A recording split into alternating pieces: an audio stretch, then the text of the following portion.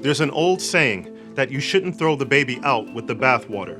It basically means that we should acknowledge what is dirty and throw it away without also throwing away the precious baby that is in the bathwater. Today, I want to do just that because I believe that there is some very dirty prophetic bathwater that is attached to the recent ruling on abortion that I believe we all need to see. After almost 50 years, it finally happened. Roe v. Wade has been overturned, and as expected, the reaction is completely polarized, and the culture war continues to be fought over the soul of America. The so-called irreligious left is completely shell-shocked, with people from every walk of life protesting the ruling. And the religious right? Well, they're of course thrilled at the ruling, as this is the culmination of decades of fighting for abortion rights. So, where are we headed next? I already talked a little bit about this in a previous episode of The Prophetic Eye, and the reaction from both sides clearly shows us where things are heading. This is a clip with Representative Lauren Boebert from Colorado preaching in a sermon 2 days after the Roe v. Wade decision. And if you understand Revelation 13, what she says should cause you to take notice, and it is in her statements that we will find the dirty bathwater that I mentioned. The reason we had so many overreaching regulations in our nation is because the church complied. The church is supposed to direct the government. The government is not supposed to direct the church. That is not how our founding fathers intended it. And I'm tired of this separation of church and state junk that's not in the Constitution. It was in a stinking letter, and it means nothing like what they say it does.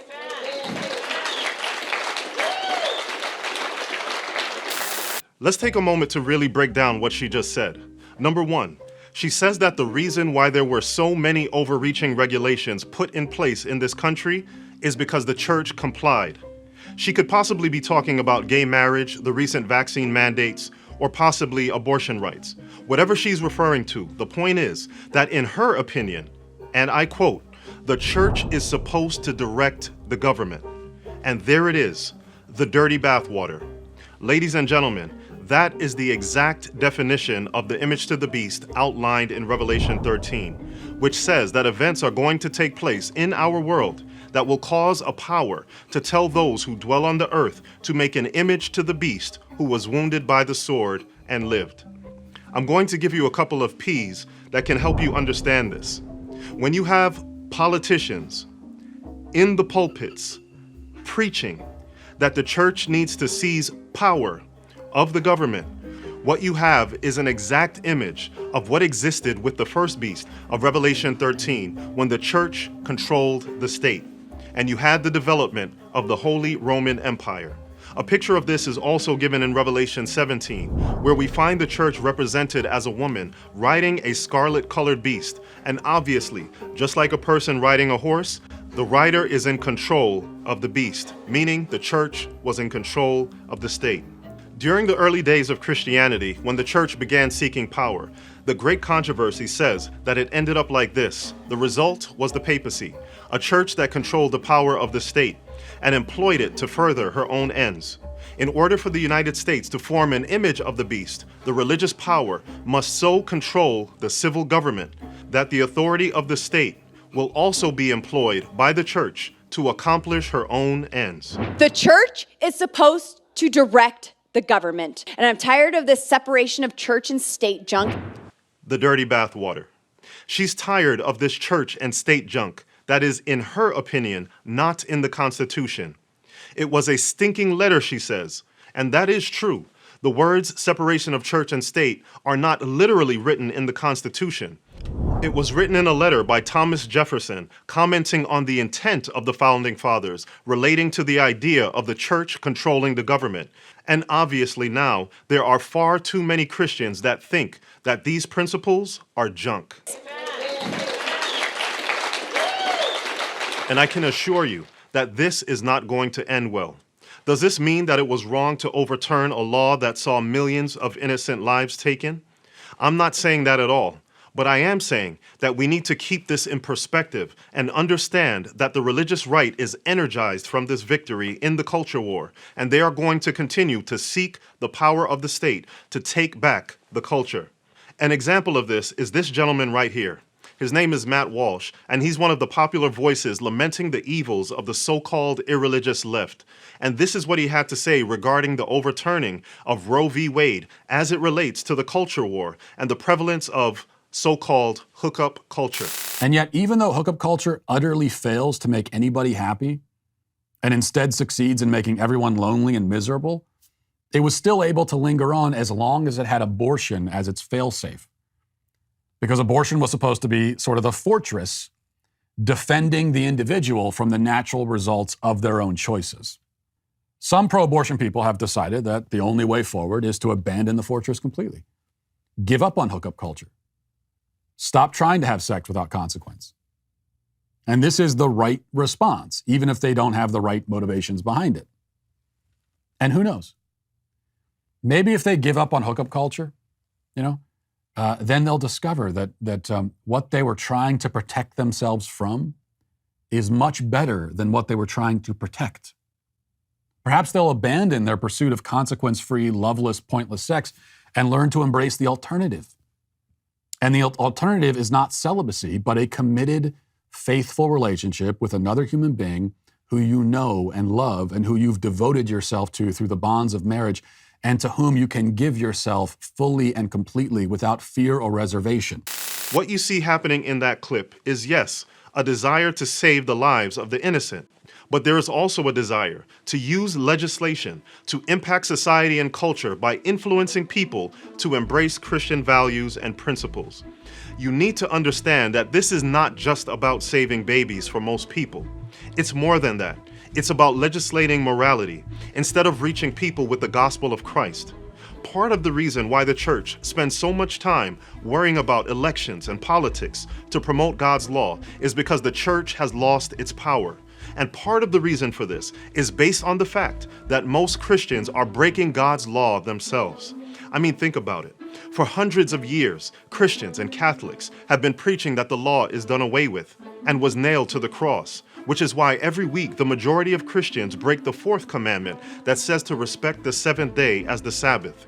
However, when it comes to the sixth and seventh commandment to respect the sanctity of life and the sanctity of marriage, somehow the law is no longer done away with. Because of this hypocrisy, the church has lost power and is doing exactly what the early Christian church did, which is this. When the early church became corrupted by departing from the simplicity of the gospel and accepting heathen rites and customs, she lost the spirit and power of God, and in order to control the consciences of the people, she sought the support of the secular power. This desire to use the power of the government to change society is going to intensify, and it's going to unite the Protestant churches of America in such a way that eventually the church will have complete control over the government. The Great Controversy puts it this way: when the leading churches of the United States, uniting upon such points of doctrine as are held by them in common, shall influence the state to enforce their decrees and to sustain their institutions, then Protestant America will have formed an image of the Roman hierarchy, and the infliction of civil penalties upon dissenters will inevitably result. The Protestant churches will unite on common points of doctrine, and then influence the state to enforce their decrees and sustain their institutions.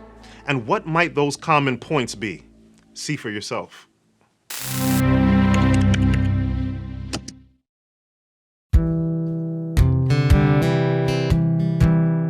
We have far more in common than what divides us. When you talk about Pentecostals, charismatics, evangelicals, fundamentalists, Catholics, Methodist, Baptist, Presbyterian, on and on and on. Well, they would all say, we believe in the Trinity, we believe in the Bible, we believe in the resurrection, we believe salvation is through Jesus Christ. These are the big issues. There's a whole lot more commonality. Now, there's still real differences, no doubt about that. But the most important thing is, if you love Jesus, we're on the same team. The unity that I think we would see realistically is not a structural unity, but a unity of mission. And so when it comes to the family, we are co-workers in the field on this for the protection of what we call the sanctity of life, the sanctity of sex, and the sanctity of marriage. So there's a great commonality, and there's no division on any of those three. Did you notice how many times he referred to coming together on points of doctrine and used various versions of the word in common? When you read The Great Controversy, it's like you're reading a script for exactly what is happening right now. This is Rick Warren, one of the most popular evangelistic leaders, on a Catholic station, talking about how Protestants and Catholics should just put aside their differences and come together on their common doctrines, which are the sanctity of life, the sanctity of sex, and the sanctity of marriage.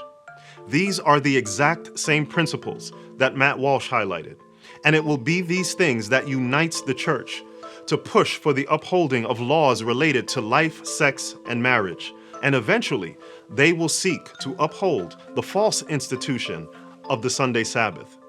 This unity between Catholics and Protestants that Rick Warren discussed is also outlined in The Great Controversy, which says, when Protestantism shall stretch her hand across the gulf to grasp the hand of the Roman power, when she shall reach over the abyss to clasp hands with spiritualism, when under the influence of this threefold union, our country shall repudiate every principle of its constitution as a Protestant and Republican government, and shall make provision for the propagation of papal falsehoods and delusions, then we may know that the time has come for the marvelous working of Satan, and that the end is near.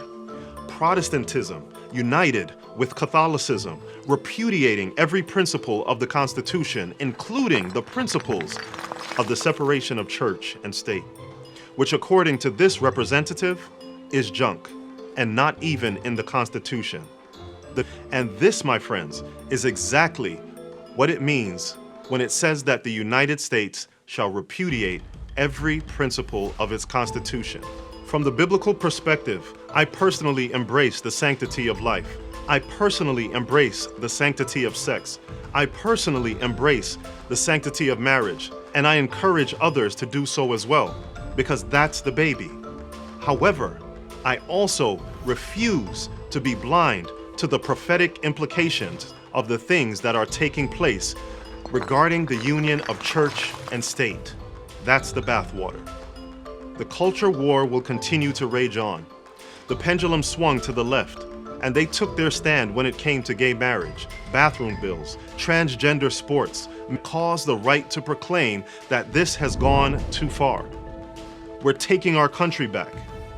And now the pendulum has swung back to the religious right, back and forth and back. It will swing until eventually the church will seize control of the culture war. They will seize control of the Supreme Court. They will seize control of the Senate and the House of Representatives. And Laura Boebert will eventually get her wish for the church to direct the government. In my opinion, I don't really think that she, along with the others who agree with her, really understand where all of this is heading. But I do. And unfortunately, it's not going to be pretty. As The Great Controversy says, that the dignitaries of church and state will unite to bribe, persuade, or compel all classes to honor the Sunday. The lack of divine authority will be supplied by oppressive enactments. Political corruption is destroying love of justice and regard for the truth. And even in free America, rulers and legislators, in order to secure public favor, will yield to the popular demand for a law-enforcing Sunday observance. If you have the prophetic eye, you will be able to see the steady tread of events taking place in our world today. Society cannot be fixed merely through legislation, and I pray that you will not angrily engage in the culture war like so many are doing today, but rather I pray that you will present the gospel in its purity, understanding that just laws are good and can in many instances make society a better place. However, our ultimate mission as God's people is not to change society through legislation. Our ultimate mission is to seek to change hearts and to point other sinners, such as myself, to the everlasting kingdom that will soon be established. So, if we want to vote on the issues, we're free to do so. If we want to speak out on the evils of society, we are free to do so. But we should do this with the full understanding of Christ's words that my kingdom is not of this world. So, if you're truly sincere about saving the babies, then I applaud you. But please, please, don't forget to throw out the bathwater. God bless.